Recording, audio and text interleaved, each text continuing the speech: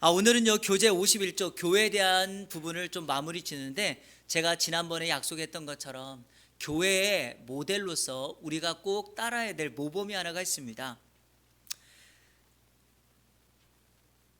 자, 교재 펴시고요. 자, 51쪽입니다. 다 교재 가지고 계시죠? 네, 없으신 분들은 복사본 아직 안 받으셨죠? 네. 잠깐 우리 지난주에 복습하자면, 우리 그 51쪽 3번에 보면 교회 목적이 무엇입니까? 라고 했을 때 제가 두 가지를 강조했죠. 하나는 예수님께서 천국을 전파하신 것처럼 교회는 천국의 모형이 되어야 된다. 자, 두 번째는요, 요한복음의 말씀을 통하여서 교회는 하나님의 일, 주님의 일을 하는 것이 교회다라는 겁니다. 여러분, 교회는요 목회자나 어떤 사람에 의하여 자신들이 생각하는 일을 하는 곳이 아닙니다. 물론 그분의 목회 철학과 비전을 따라가는 건 중요하겠지만, 중요한 핵심은 하나님의 일을 하는 곳이 교회입니다.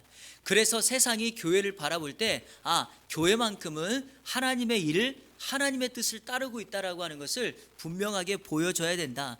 제가 이 부분 강조하면서, 그런데 반대로 이상하게 세상이 교회를 보면서 교회가 세상보다도 못하다든지, 아니면 교회가 하나님의 사랑이 없다든지 이런 모습을 비친다면 그 공동체는 교회라고 말할 수 없다라는 것입니다.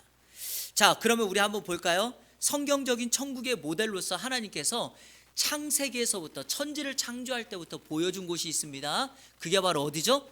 에덴 동산입니다. 자, 여러분, 제가 먼저 이 부분을 먼저 설명하고 성경을 읽고 우리 하나씩 교회 모형을 쫓아갈 텐데요.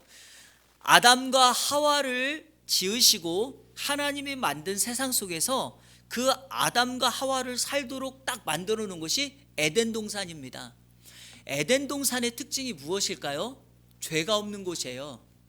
그러다 보니까 에덴 동산을 우리가 천국의 모형이라고 말하는 것입니다. 천국에는 죄가 없거든요. 그런데 자, 보세요. 아담과 하와가 범죄하는 순간 하나님께서 그 두 사람을 에덴 동산에서 어떻게 하죠? 추방시킵니다. 왜 그렇습니까? 왜냐하면 천국은 죄의 영향력이 들어올 수가 없는 곳입니다. 제가 여러분들에게 강조해드리고 싶은 것은 이겁니다. 교회가 천국이 되고, 여러분의 가정이 천국이 되고, 여러분의 인생 개인이 천국이 되려면 죄의 영향력이 들어오고 침투하는 것을 막으셔야 합니다. 왜냐하면 죄가 들어오는 순간 하나님께서 에덴 동산에서 아담과 하와를 내쫓으신 것처럼 우리도, 우리의 존재가 천국이 아니라 죄악의 장소가 될 확률이 매우 높습니다. 그래서 에덴 동산은 바로 죄가 있어서는 안 될 천국의 모형이다. 자, 그런데 아담과 하와를 내쫓고 하나님이 어떻게 하셨죠? 혹여라도 아담이, 하와가 에덴 동산에 들어와 생명나무를 먹는 걸 방지하기 위하여 에덴 동산을 성경에 보니까 두루 도는 화영검으로 지켰다라는 거죠. 이 말인 즉슨 절대로 들어와서는 안 된다라는 걸 강조하기 위함입니다. 자, 시간이 흘렀습니다. 사람들이 주님을 따라 살아가는데 주님을 만날 장소가 있죠. 그래서 하나님께서 인간에게 만들어 주신 곳이 바로 광야에서 성막이라는 곳입니다. 성막은 말 그대로 하나님을 만나는 집, 만나는 장소입니다. 근데 여러분 보세요. 이 성막 안에는 성소와 지성소를 만들어서 어떻게 하죠? 지성소라고 하는 것은 하나님이 임재가 있기 때문에 아무나 못 들어가고, 1년에 한 번씩 대제사장이 7월이 되는, 우리식으로 말하면 태양력으로는 10월 초가 되는 대속죄일에만 그곳에 들어가게 되어 있습니다. 그리고 그것도요, 대제사장이 얼마나 그곳이 두려운 곳인지 자신의 몸을 깨끗하게 하고, 우리로 말하면 모시옷과 같은 하얀 세마포 옷을 얇은 걸 입고서 그곳을 들어가게 되어 있는데, 만약에 들어갔다가 죄가 드러난다 그러면 그 자리에서 직사하고 맙니다. 그게 바로 지성소라고 하는 곳이에요. 자, 지성소의 특징이 뭡니까? 죄가 없다. 그래서 하나님께서 또 다른 에덴 동산처럼 천국의 모형으로 보여주신 곳이 어디다? 지성소입니다. 이해되시죠? 자, 그랬는데, 자, 이건 구약이고요. 자, 여러분, 성막과 성전의 혹시 차이를 아시나요? 역할은 똑같습니다. 그러나 두 개의 차이가 뭐예요? 성막은 이동용, 포터블이에요. 그렇죠? 성전은요, 고정된 장소예요. 픽스된 거예요. 그러니까 성막의 특징은 하나님이 백성들을 이끌고 가시다가 하나님이 멈추면 백성들도 멈추고 거기다가 성막 장막을 치는 거고, 성전은 뭐예요? 예루살렘이라고 하는 장소에 성전을 짓고 명절 때마다 사람들이 찾아오는 거예요. 고정된 장소죠. 자, 두 개의 기능은 똑같습니다. 뭐죠? 하나님을 만나는 거다. 그런데 이게 바로 이제 구약에서 가르쳐 주신 것인데, 자, 신약에서는요. 신약에서 말하는 성전은 딱 두 개밖에 없어요. 그건 성경에 이미 기록되어 있습니다. 예수님께서 성전을, 이 성전이 이제 헤롯 성전입니다. 여러분, 자, 역사를 조금 이해하실 필요가 있어요. 솔로몬이 성전을 만들었죠. 근데 그 만든 성전이 바벨론에 의해서 무너졌습니다. 그리고 하나님께서 그들의 범죄함을 두고 보지 않으시고 그 백성들을 이사야나 예레미야나 이런 선지자들의 예언에 따라서 백성들을 어디로? 바벨론의 포로로 데리고 갑니다. 그런데 포로로 데리고 갔을 때 예언을 하시죠. 70년이 지난 다음에 너희가 돌아올 것이다 라고 해서 포로로 잡혀갔던 사람이 70년이 되고 난 이후에 고국으로 돌아옵니다. 제가 느헤미야 강의할 때 말씀드렸지만 고국으로 돌아올 때 3차에 걸쳐서 돌아와요. 1차가 누구에 의해서? 스룹바벨에 의해서. 2차가 에스라의 선지자, 에스라 학사에 의해서 오고, 마지막 3차가 느헤미야 때 사람들이 같이 와요. 그런데 스룹바벨이라고 하는 사람이 고향에 딱 오니까 아니 성전이 완전 무너져 있는 거예요. 그래서 어떻게 했는가? 성전을 재건합니다. 스룹바벨 성전을. 그런데 우리가 학개서에 읽어보면 이 성전 짓는 얘기가 나오지만 너무 초라해요. 왜냐하면 솔로몬 성전은 막 금은보화로 둘렀는데 스룹바벨이 성전을 재건하는데 나무를 갖다가 재건을 한 거예요.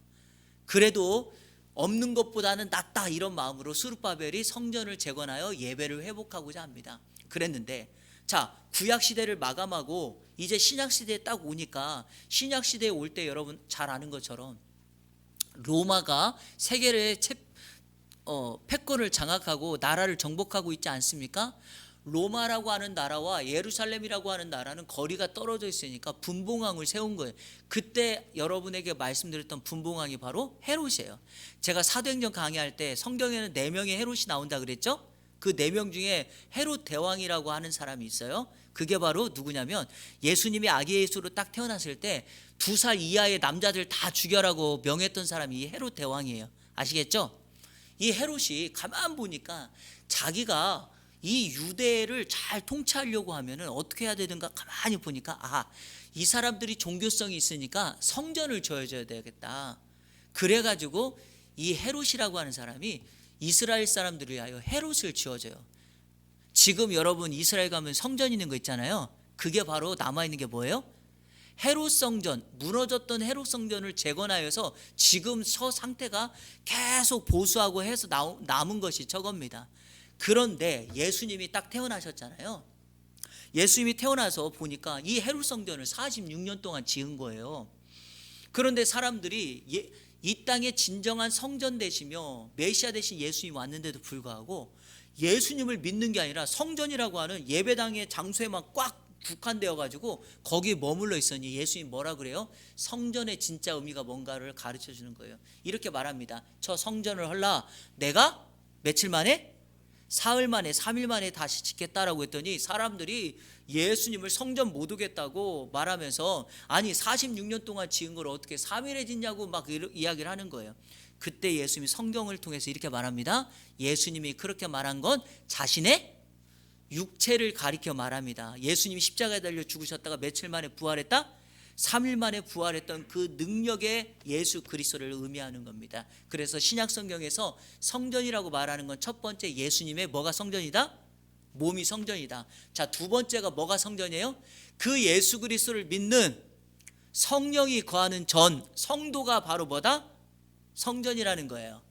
이거 제가 몇 번 강조했으니까, 자, 우리 고린도전서 3장 한번 찾아보실까요? 고린도전서 3장.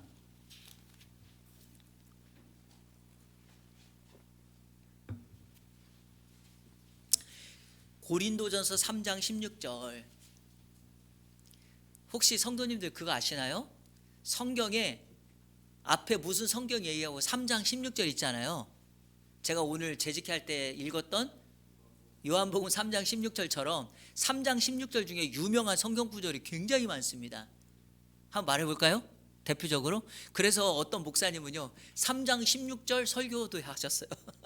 그 대표적인 건 가운데 하나가 바로 오늘 본문이에요. 고린도전서 3장 16절. 그리고 여러분 혹시 디모데후서 3장 16절 잘 아시나요? 모든 성경은 하나님의 감동으로 된 것을, 이것도 3장 16절입니다. 자, 오늘 또 하나 그 중요한 게 바로 고린도전서 3장 16절이에요. 한번 읽어볼까요? 시작. 너희가 하나님, 자 밑줄 그어놓으세요. 너희가 뭐다? 하나님의 성전이다. 자, 그럼 너희는 누굽니까? 성도죠. 예수 믿는 우리입니다. 자, 그 다음 보세요. 하나님의 성령이 너희 안에 계신 것을 알지 못하느냐. 그러니까 여러분 성전의 의미가 뭐예요? 성령이 우리 안에 계시다면 그 사람이 바로 뭐다? 성전이다 라는 겁니다. 자, 그러면 17절 어떻게 살아야 됩니까? 같이 읽어볼까요? 시작. 누구든지 하나님의 성전을 더럽히면 하나님이 그 사람을 멸하시리라. 하나님의 성전은 거룩하니 너희도. 그러니까 여러분 성전을 더럽히면 돼야 안 돼요? 안 되죠. 그러니까 성전된 우리 자신을 어떻게 해야 됩니까? 소중하게 여겨야 돼요.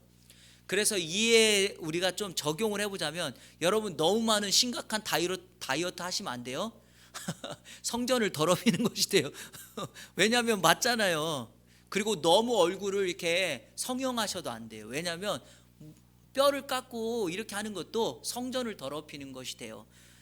이거는 제가 말하기 조금 조심스러운데 우리 성도님들은 그래도 좀 아셔야 되니까 제가 말씀을 드리는데, 요즘 젊은이들 사이에서 타투라든지 문신이라든지 몸에 무언가를 새기는 거 뭐 문화일 수도 있고 여러 가지 설명을 할 수 있지만, 그럼에도 불구하고 우리 성도들은요 이런 의식을 가지고 있다면, 내 몸이 하나님의 성전이라면 어떤 의미 없는 몸에 문신을 하거나 그런 일을 안 하는 것이 되도록이면 좋겠다. 그렇죠 여러분? 네.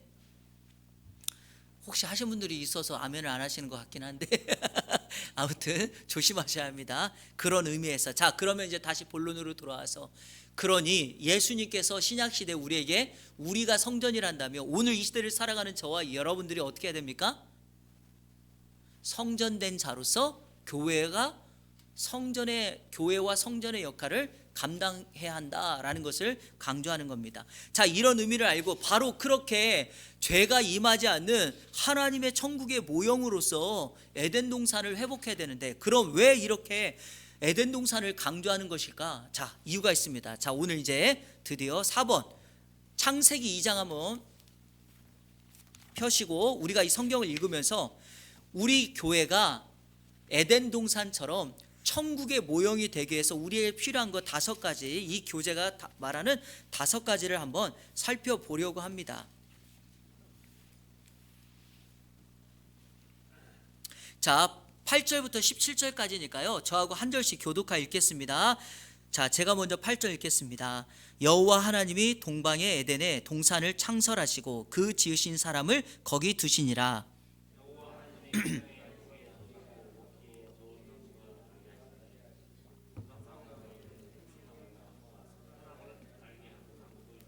강이 에덴에서 흘러나와 동산을 적시고 거기서부터 갈라져 내 근원이 되었으니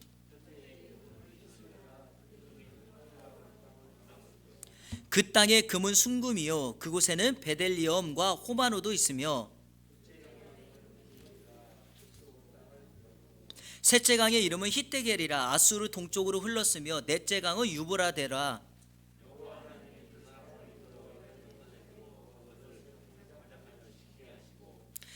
여호와 하나님이 그 사람에게 명하여 이르시되 동산 각종 나무의 열매는 내가 임의로 먹되 선악을 알게 하는 나무의 열매는 먹지 말라. 내가 먹는 날에는 반드시 죽으리라 하시니라. 자, 이 말씀을 근거로 오늘 교재에서 말하는 5가지 말씀드리겠습니다. 첫 번째, 그것은 바로 강이 시작되는 곳이에요. 에덴 동산은 강이 시작되는 곳. 자, 10절에 이렇게 기록되어 있죠. 강이 에덴에서 흘러나와. 자, 강이 어디서 흘러나왔다? 에덴에서 흘러나와 동산을 적시고 거기서부터 갈라져 내 근원이 되었고, 자 11절 12절 13절 14절 강의 넷째 강의 이름을 쭉 소개하고 있습니다. 여러분 교회는 어떤 곳입니까? 은혜의 강이 흐르는 곳이어야 돼요. 출발점, 진원지여야 해요. 그리고 내 근원으로 흘렀다는 것은 무엇입니까? 동서남북 누구에도. 그리고 이 동서남북을 상징하는 것은 지역뿐만이 아니라 대상이에요. 어른만이 아니라 어린이까지라도 모두를 다 포함하여 은혜를 경험하도록 하는 거예요. 자, 또 하나, 물이 흘렀다는 건 무엇입니까? 물은 언제나 생명의 근원이거든요. 그러니까 교회라고 하는 것은 내 근원에 강으로 흘러 모든 민족과 흐르는 곳마다 생명을 일으키는 곳이어야 돼요. 에덴 동산이 천국의 모형인 이유는 강이 흘러 그 모든 강이 닿는, 물이 닿는 곳곳마다 나무가 살아가고 꽃이 피고 열매를 맺는 생명의 능력을 전하고 나타내는 곳이다 라는 겁니다. 여러분, 우리 예한교회는 정말 강이 흘러 생명이 있는 곳입니까? 천국은 그런 곳이어야 됩니다. 그래서 천국은 날마다 이렇게 생명력이 넘치고 생명이 존재하는 곳이어야 됩니다. 그래서 천국에는 죽음이 없어요. 잠자는 것도 없고 병드는 것도 없습니다. 우리가 그 사실을 알아야 된다. 자, 그러면 생명이 넘친다는 말에 나오는 근거가 뭔가? 대상을 구분하지 않는다? 이걸 우리는 사랑이라고 표현하는 거예요. 그래서 교회는요, 사랑이 넘치는 곳이어야 됩니다. 교회는 날마다 사랑으로 품어야 합니다. 사랑하면 품지 못할 대상이 없다라고 말을 하는 것처럼 우리는 사랑해야 합니다. 그리고요, 가만히 보면 사랑이 넘치는 곳에 에덴은 회복됩니다.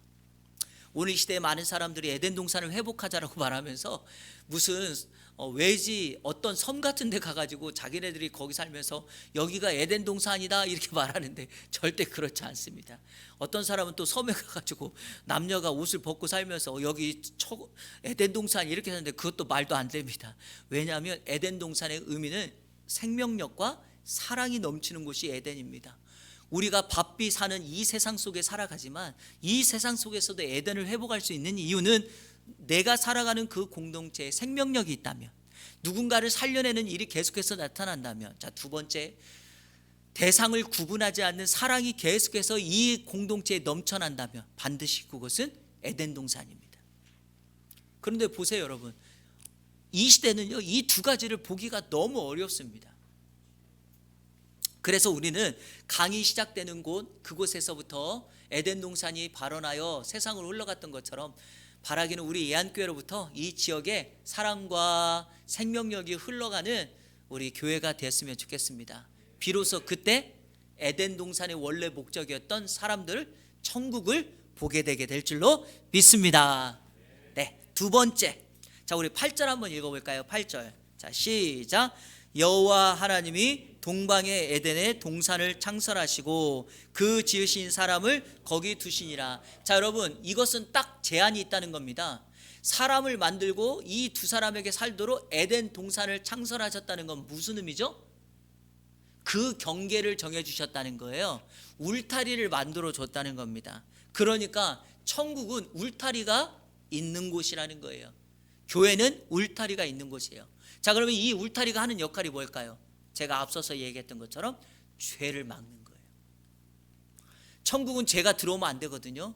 그래서 결코 우리가 주의하고 하지 말아야 될 것은 죄의 영향력을 막아내야 돼요. 근데 교회가 이게 좀 쉽지 않습니다. 왜냐하면 서로를 알아가고 인간관계를 쌓다 보면 누군가의 죄를 말한다는 거 어렵습니다. 우리는 그 사실을 고린도전서에서 배우잖아요. 교회 안에 직분자들 또 목회자들 무언가 문제가 생겼습니다. 성적인 타락이 생기고요, 재정의 문제가 생겼고 여러 가지 다양한 크고 작은 문제들이 발생했습니다. 그러나 고린도 교회는 그 문제를 바르게 해결하지 못해서 세상적인 법정으로 가는 끔찍한 일이 일어났죠. 그런데 왜 이게 안 될까? 이유가 있습니다. 여러분, 우리가 조금 이렇게 깊이 알아가는 인간관계 속에서 누군가가 잘못했다고, 당신 죄를 졌다고 말하는 거가 말하기가 쉽지가 않아요. 이게 쉽겠습니까? 여러분이 만약에 무언가 잘못했는데 제가 이렇게 면전에다 놓고 우리 집사님 그 잘못하셨잖아요, 죄 졌잖아요, 회개하세요, 그러면 말은 할 수 있겠지만 듣는 사람 입장에서는 진정성 있게 받아들이지 않을 수도 있어요. 이게 말하기가 너무 어려운 거예요. 그러다 보니까 문제가 뭐냐? 그걸 방치해요. 그런데 여러분, 그걸 방치하는 순간 교회 안에 죄가 움터요, 싹 터요. 그리고 그것으로 교회는 여지없이 무너지게 됩니다. 그래서 교회라는 곳이요, 너무 힘들어요. 그러면 어떻게 해야 되는가? 사전에 울타리를 쳐야 돼요. 울타리. 절대로 도둑이 침투하지 못하도록, 사단이 침투하지 못하도록 울타리를 쳐야 돼요. 그러면 이 울타리를 어떻게 되는가? 제가 딱 보건대 목회자는 정확한 기준을 가지고 판단해야 돼요. 목회자는. 세상 사람들은요, 목회자가 말하고 목회자가 하는 행동에 대해서는요, 그거를 뜯어보면 문제를 만들 거리가 굉장히 많아요. 그럼에도 불구하고 그것을 진리대로 따라간다, 원리대로 따라간다는 걸 명확히 보여줘야 됩니다. 그럴 때 비로소 교회는 흔들리지 않습니다. 그리고 보세요. 교회에서 목회자가 누군가에 대해서 용납해주면 다른 사람들이 그걸 볼 때 어떻게 하겠어요? 아, 우리 목사님 사랑이 많다. 그게 아니라니까요. 그것보다는 저분은 뭐 능력이 있으니까, 그러다가 나중에 또 누가 잘못하면 왜 저분은 용서하고 나는 용서해주지 않습니까? 이런 현상도 나타나고. 그래서 참 어렵습니다. 그러면 어떻게 되는가? 애시당초 울타리를 쳐서 그 울타리에 악한 사단의 공격이 넘어오지 못하도록 막아내야 됩니다. 여러분의 가정에 여러분도 모르는 이 여우 같은 뭡니까? 이 아가서에서 나오는 여우 같은 존재가 와가지고 담장을 헐 수 있어요. 그거 어떻게 해야 됩니까? 울타리 치지 않으면 막지 못합니다. 그래서 막아내야 돼요. 부모님들이 정확한 기준을 가지고 아이들을 양육하시고요, 무엇보다 성경의 기준을 가지고 울타리를 치셔야 합니다. 아시겠죠? 네. 전에 한번 말씀드렸는지 모르겠지만 제가 미국 유학 가기 전에 권사님 이야기 한번 했잖아요. 저하고 제 아내를 불러다가 연희동에서 칼국수 사주시면서, 목사님은 절대로 나중에 담임 목회 하시걸라 사람을 차별하지 말라. 이 권사님이 얼마나 상처가 되었으면 그러겠어요. 그 사람을 차별하지 말라는 말에 담겨있는 게 무슨 의미예요? 목회자들 그러지는 않겠는데 이 권사님 눈에 비쳤을 때 부자들, 돈 있는 사람들은 잘해주고 그렇지 않은 사람들은 못해준다, 이런 뉘앙스잖아요. 그러니까 여러분, 우리가 그렇게 하면 안 되죠. 그렇죠? 왜 대답을 못하세요? 잘하셔야죠. 사람 절대로 차별하면 안 돼요. 차별하지 마시고 똑같이 받아주시고 똑같이 대해주시는 여러분들 되기를 축복합니다. 네. 자, 세 번째 하겠습니다. 자, 세 번째 적으세요. 보석이 있는 곳. 천국은요, 보석이 있는 곳입니다. 자, 오늘 우리 교재도 자 11절과 12절 한번 보세요. 첫째 이름은 비손이라 금이 있는 하윌라 온 땅에 둘렀고, 자 12절도 그 땅에 금은 순금이요 그곳에 베델리엄과 호마노도 있으며. 자, 여러분 여기 베델리엄하고 3번 달려 있잖아요. 관주. 그렇죠? 밑에 뭐라고 되어 있죠? 진주라고 되어 있어요. 자, 그러면 여러분 제가 물어볼게요. 자, 이제 성경을 읽긴 읽을 텐데, 자, 여러분 그러면 천국 가면 이렇게 금은보화로 화려하게 되어 있죠? 되어 있죠? 네, 자, 요한계시록 21장 한번 펴보세요. 자, 이제 천국의 모형을 이렇게 소개합니다. 요한계시록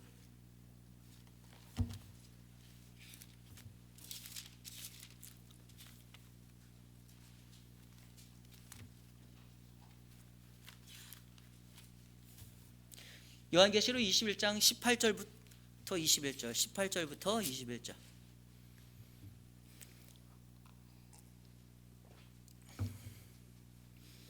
자, 같이 읽겠습니다. 시작.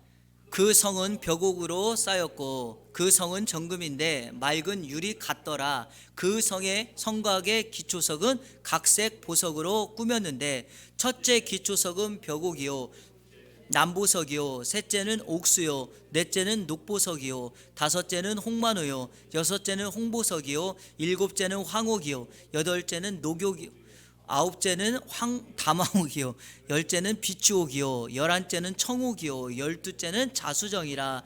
그 12문은 12진주니 각 문마다 한 개의 진주로 되어 있고 성의 길은 맑은 유리 같은 정금이더라. 아멘. 읽기도 어렵죠. 자, 물어보겠습니다. 혹시 여기서 지금 말하고 있는 이 금은보화를 혹시 보신 적 있으십니까? 있으세요? 없어요. 물론 진주, 그러면 우리가 알고 있는 진주 같은 건 아시겠지만, 여기 천국을 이 사도 요한이 기록하고 있는 이 천국에 대한 이 모습을 이렇게 표현했을 때 우리가 이것을 본 적이 있는가? 자, 그럼 천국 가면 여러분 한번 물어볼게요. 이런 금은보화로 가득 찰 거라고 여러분 혹시 믿으시나요? 제가 질문을 다시 해볼까요? 혹시 천국 가시면 천국이 이런 금은보화로 다 채워져 있을 거라고 믿으시는 분이 계신가요? 질문을 이해하셨나요? 여러분, 여기 보석이 있다는 말의 의미가 뭘까요? 제가 천국이 보석이 있는 곳이라고 이야기를 했죠? 이 의미는 우리가 알고 있는 금은 보화 보석으로 채워져 있는 곳이 천국이다 이렇게 말하는 의미가 아니에요. 천국을 표현하기 위하여 사도 요한이 보고 온 거를 글로 표현할 때 표현할 길이 없는 거예요. 그래서 우리가 알지 못하는 용어들을 사용하면서 이렇게 천국은 이처럼 좋은 곳이다라고 하는 표현을 이렇게 한 겁니다. 만약에 여러분 천국이 이런 곳이라면 천국은 그냥 다 건물로서 벽에 이런 것들이 박혀 있는 걸로 생각할 뿐이 되는 거예요. 여러분, 천국은 예수님이 계시니까 그곳이 천국이고 죄가 없는 곳이니까 천국이 되는 거예요. 그리고 그것을 금은보화 보석이 있는 곳으로 우리가 표현하는 이유는 그 정도로 화려하고 그 정도로 넘쳐나고 주님과 함께하고 있는 기쁨이 크다라는 것을 강조하는 거지, 이거를 그렇게 해석하면 안 됩니다. 이해가 되세요? 자, 그럼 이렇게 물어볼게요. 여러분에게 보석은 뭐예요?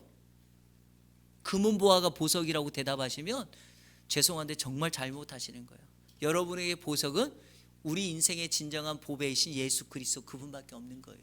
그래서 고린도후서 4장에 그분이 질그릇 속에 담겨있는 보배이신 보물이신 예수 그리스도다 이런 표현을 한 겁니다. 그 표현을 설명하는 것이, 만약에 자체가 이게 그냥 화려한다면 그렇게 우리가 이해하게 되는 거예요. 그러니까 이와 관련된 그 재미난 이야기들 많잖아요. 전에도 말씀드렸지만 베드로가 천국 움직이려 했는데 한 사람이 무언가를 낑낑대고 막 오는 거예요. 천국 문 앞으로 땀을 뻘뻘 흘리면서. 그러니까 베드로가 천국 문에 서 있다가 물어본 거예요. 너는 천국 오는데 뭘 이렇게 힘들게 땀을 흘리면서 왔냐 그랬더니, 천국은 금은보화가 가득하다고 해서 제가 가지고 올 건 없고 제 전 재산을 금으로 바꿔가지고 왔다네. 금으로 바꿔가지고. 그러니까 베드로가 뭐라고 했겠어요? 쯔쯔쯔 이렇게 하면서, 에이그 도로 포장용 재료를 뭐하러 그렇게 힘들게 가져왔냐 이러는 거예요. 천국이 아무 쓸모없는 거예요, 여러분. 그러니까 그런 식으로 우리가 표현하면 안 된다. 그러면 여러분, 천국을 회복할 수 있는 세 번째, 교회가 보석이 있는 곳이라고 하는 것은 무슨 의미일까? 이렇게 해석하면 돼요. 보배 대신 예수 그리스도만을 증명하는 것, 그분만을 드러내게 하는 것, 그분만을 나타내게 하는 것. 세상의 보석이 아니라 예수 그리스도의 보석이 우리의 진정한 기쁨이 되도록 만드는 것. 이해되시죠? 그래도 혹시 금은보화를 생각하시면서 꿈꾸셨다면 크게 잘못됐다라고는 말하지 않겠습니다. 왜냐하면 오늘 제가 말씀드렸던 보배 대신 예수 그리스도가 보화 중에, 보배 중에 가장 좋은 보배라는 것만 아시면 됩니다. 네 번째, 교회는 에덴 동산을 회복하는, 천국을 회복하는 것은 의무를 다하는 곳이어야 돼요. 의무를 다하는 곳. 여러분, 에덴 동산에 뭐가 있었습니까? 생명나무가 있었고 선악을 알게 하는 나무가 있었다라는 거죠. 자, 설명합니다. 생명나무 먹을 수 있죠? 그런데 왜 선악을 알게 하는 나무를 그곳에 그 자리에 놓았는가? 이것은 딱 하나예요. 너가 해야 될 의무가 뭐냐? 이것을 우리에게 말하는 겁니다. 자, 에덴 동산의 에덴이라고 하는 말은 평원, 동산 이런 뜻인데, 이 에덴이라는 말이 아단이라는 말에서 나왔거든요. 아단이라는 말은 기쁨, 즐거움 이런 의미입니다. 그러니까 에덴 동산 안에서는 기쁨이 있는 곳입니다. 에덴 동산의 기쁨이 진짜 기쁨이 되려면 내가 해야 될 역할을 다 하는 거예요. 아담과 하와, 남자로서의 역할, 여성으로서의 역할을 감당하는 거예요. 자, 또 하나, 하나님께서 남자와 여자를 만드시고 그들에게 복을 주시며 이르되 생육하고 번성하여 땅에 충만하라, 이 명령을 주시면서 에덴 동산을 잘 가꾸는 뭘로 주셨는가? 동산지기로 허락하셨어요. 우리는 이거를 청지기라고 부릅니다. 주인은 하나님이시며 아담과 하와는 이 동산을 맡은 주인은 아니지만 주인과 같은 역할을 하는 청직입니다. 그 역할을 감당하고 자신의 직분을 이해할 때 뭐가 있다? 기쁨이 넘치는 거죠. 이게 교회예요. 근데 보세요. 의무를 자꾸 벗어나요. 자기가 해야 될 역할을 못해요. 성도로서, 맡은 자로서, 직분자로서 마땅히 해야 될 그 역할을 못해요. 예배하고 기도하고 우리가 마땅히 해야 될 역할, 의무를 하지 않는다. 그럼 여러분 어떻게 그 안에서 천국의 모형으로 천국의 모습들이 나타날 수 있겠는가? 없습니다. 그러므로 중요한 것은 우리가 그 에덴 동산에서 그 역할을 감당하는 거예요. 자, 다섯 번째하고 연결해서 좀 말해 볼게요. 다섯 번째에다 이렇게 쓰세요. 선악과가 있었다. 선악과가 있었다. 여러분, 우리 예안교회 안에도 선악과가 있어야 됩니다. 그럼 이 선악과가 뭔가요? 나와 하나님과의 차이를 말하는 거예요. 하나님이 선악과를 왜 만들어서 인류를 이렇게 힘들게 하는가? 우리를 유혹하려고, 우리를 무너뜨리려고 했다. 이런 질문하시면 안 돼요. 여러분, 하나님은 창조주시며 우리는 피조물이에요. 피조물. 하나님의 지음받은 존재라는 겁니다. 그런 우리가 창조주에게 왜 선악과를 만들었냐고, 왜 나를 이렇게 부족하게 만들었냐고 말할 수 있습니까? 단지 하나님이 기쁨의 동산으로 만든 에덴 동산에서 우리는 그 선악과를 보면서 나의 역할과 의무를 바라보면서 이제 뭘 깨달아야 되는가? 나는 창조주가 아니다. 이거를 깨달아야 돼요. 여러분, 선악과를 아담과 하와가 볼 때마다 이걸 깨닫는 겁니다. 나는 하나님을 닮았지만 나는 피조된 사람이야. 이걸 깨닫는 거예요. 교회 주인은 누굽니까? 예수 그리스도라고 강조했죠. 교회에 선악과가 있어야 될 이유가 뭡니까? 교회 주인은 목회자가 아닙니다. 교회 주인은 사람이 아닙니다. 이게 선악과인 거예요. 그래서 교회는 반드시 하나님의 역사, 하나님께서 말씀하신 거, 예수님이 드러나고 하나님의 말씀이 강조될 때 우리 자신의 한계와 연약함을 깨닫게 된다라는 것입니다. 이것을 확인하는 순간 우리는 어떻게 해요? 우리의 역할을 다할 수 있는 거예요. 이런 맥락에서 여러분의 직장과 가정도 동일하게 선악과가 있어야 돼요. 어제 우리 김동주 목사님 결혼했는데 가정을 만드신 분은 하나님이잖아요. 성도 여러분, 하나님이 이 땅에서 유일하게 창조하신 기관은 딱 두 개밖에 없다는 거 혹시 아시나요? 하나는 가정, 다른 하나는 교회예요. 그래서 이 두 개의 원리가 같습니다. 남자와 여자가 결혼하는 것과 우리가 예수 그리스도를 믿어 신앙생활을 하는 것 똑같아요. 왜냐? 과거를 떠나, 죄악의 자리를 떠나 우리 하나님과 연합하는 것, 이건 것처럼 남자가 그 부모를 떠나 여자와 뭐예요? 합하여 가정을 이룬 것 똑같아요. 가정의 원리가. 그래서 사도 바울은 에베소서 5장에서 교회를 설명하면서 부부 사이를, 가정 얘기를 한 겁니다. 같은 원리니까. 자, 그러려면 어떻게 됩니까? 여러분의 가정에도 선악과라고 하는 기준이 있어야 돼요. 나는 아내다, 나는 엄마다, 나는 내가 주인이 아니다, 나는 창조주가 아니다, 나는 하나님의 은혜로 살아간다라고 하는 선악과의 기준이 있을 때 그 가정 여러분 건강하게 됩니다. 오늘식으로 표현하자면 기쁨의 동산, 평안의 동산, 에덴 동산이 될 것입니다. 이해되십니까? 네, 그렇습니다. 자, 여러분의 직장에서도 선악과가 필요합니다. 유혹의 순간에도 이 선악과의 기준이 있다면 우리는 우리의 삶을 지킬 수가 있다. 나는 피조물이라고 인정하고 하나님만이 높임을 받는 것, 바로 그 공동체가 에덴 동산이다. 에덴 동산에서는 이 일이 많이 있었다라는 것을 꼭 기억하십시오.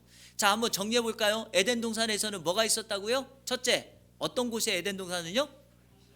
예, 생명과 사랑이다. 자, 두 번째요?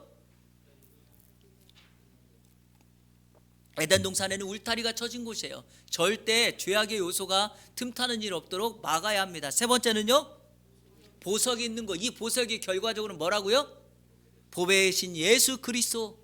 자, 네 번째 에덴 동산은요, 의무를 다해야 돼요. 마지막 다섯 번째는요, 자, 결론적으로 말씀드릴게요. 네 번째를 기준으로 말씀드릴게요. 그래서 여러분, 교회에서 오늘 우리가 재직해 했던 것처럼 일꾼을 세우고 사람을 세울 때 그거를 여러분 너무 힘들어 하실 필요가 없어요. 왜냐하면 내가 직분을 갖는 순간 나에게는 더 많은 의무와 책임이 따른 거예요. 우리 장로님이 시무장로님이 되시면 더 큰 책임과 의무가 따르는 거예요. 왜 나는, 우리 가족들은, 왜 우리 집안은 안 되는가, 이렇게 여러분 걱정하실 필요가 없는 거예요. 왜냐, 정말 우리가 맡겨주시는 의무에 따라 그 일들을 잘 감당할 때 교회는 에덴 동산이 돼요. 제가 보건대 한국 교회가 문제가 생기는 경우가 몇몇 경우가 있어요. 가장 큰 게 이제 뭐 성전을 건축하자고 해서 교회를 질 때, 이때도 교회가 좀 어려움이 많이 생기는데, 일반적으로 보편적으로 교회가 가장 큰 다툼이 있을 때가 어느 때인가? 사람 세울 때예요. 직분자 세울 때. 더욱이 담임 목사가 공석에서 담임 목사를 세울 때도 그렇지만 직분자 세울 때예요. 왜냐하면 교회가 30년 40년 되면 여러분 틀림없이 어느 집안 힘 있는 사람들이 이렇게 모이게 돼요. 그런데 그 사람들이 투표를 해줘서 밀어줘야 되는데 힘을 썼는데 안 됐어요. 그럼 속상한 거예요. 그럴 때 여러분 어려움이 생기거든요. 근데 그때 우리가, 교회가 에덴 동산의 의무를 다하고 의무를 회복하는 곳이라면 결코 그래서는 안 되죠. 왜 그렇습니까? 교회는 의무를 맡았다면 그 의무를 다하면 되고, 직분을 맡지 않았다면 그 직분이 아니라 성도로서의 직분을 다하도록 하나님이 우리에게 맡겨주신 거니까. 그래서 우리가 사라지지 않는 성도라고 하는 직분을 계속해서 하나님 앞에 붙들고 나아갈 때 에덴 동산, 기쁨의 동산, 평안의 동산이 될 수 있다라는 것입니다. 바로 그 일을 감당할 때 우리가 지금 교회에 대해서 말하고 있잖아요. 교회는 건강하고 아름답게 되고 성경적인 교회를 이룰 수 있다, 이렇게 됩니다. 에덴 동산과 같은 우리 예안교회가 되기를 축복합니다. 자, 넘겨보시죠. 마지막 5번. 이번 이 교회란에 대하여 깨달은 점, 결단의 내용을 기록해 봅시다. 자, 깨달은 점, 그동안 교회를 혹 예배당과 혼동해 온 것은 아닙니까? 자, 여러분, 교회는 예배당이 아닙니다. 예배당은, 우리가 말하는 교회는 종종 예배당일 수가 있는데, 저희가 성경에서 이 공부에서 강조한 건 교회는 예배당 건물이 아니다, 시스템도 아니다. 그럼 교회는 뭐라 그랬어요? 사람이다, 사람들의 모임이다. 제가 강조했으니까. 자, 여러분, 마지막으로 거기다가 한번 교회가 뭔지 여러분이 알고 계신가 한번 적고 오늘 공부를 마치도록 하겠습니다. 한번 적어보세요, 여러분. 교회가 뭐예요? 그리고 두 번째로 여러분 한 가지만 더 거기다가 적어보세요. 우리 예안교회가 어떤 교회가 됐으면 좋겠는가 거기다 한번 적어보세요. 심각하게 적으세요. 심각하게. 왜냐하면 그래야지 우리가 바라는 점이 있어야지 그대로 가니까요.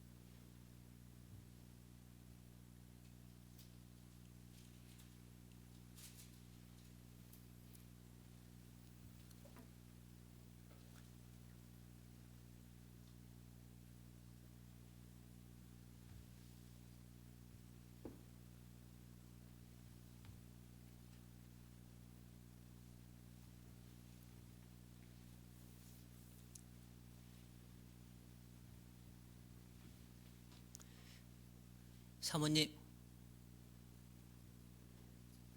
오늘 총 인원이 몇 명이었어요? 50명, 50명이에요? 50명? 네? 네. 우리 예안교회 그 주일 예배 드리는 동안에 오늘이 최고로 많이 온 날입니다.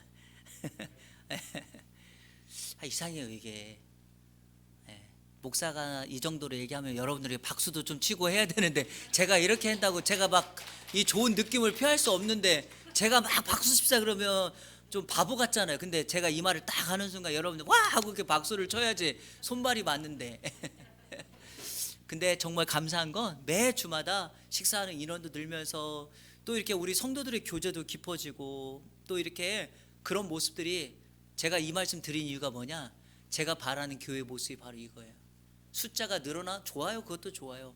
하지만 건강해지면서 어제도 우리 결혼식 갔다 오면서 참 좋았잖아요. 그런 것처럼 서로 격려하고 서로 작은 일이지만 힘을 내고 위로해주고 또 기쁨의 시간을 갖고 참 멋있어요. 저는 제가 바라는 우리 예한교회 모습이 이러해요. 그래서 함께 울고 함께 웃는 그런 공동체가 되기를 소원합니다. 우리 이정원 장로님 뭐라고 쓰셨어요? 교회 바라는 거. 숙제는 아니지만 한번 읽어주세요. 크게.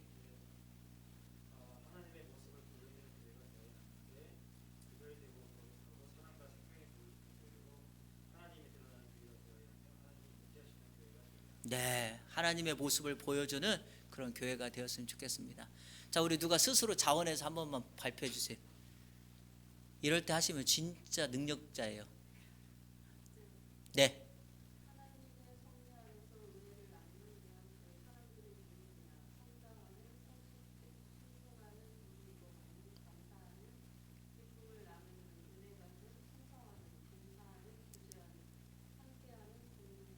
네, 감사합니다. 너무 멋져요. 네.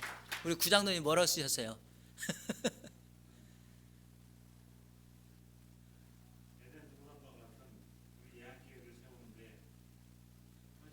아, 감사합니다.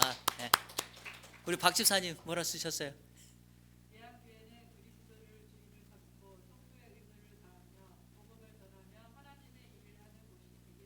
아, 감사합니다. 예. 또 우리 황 집사님 안 시키면 다 준비했는데 안 시켰다고 집에 가서 서운할까 봐. 아, 감사합니다. 네. 우리 이호숙 집사님.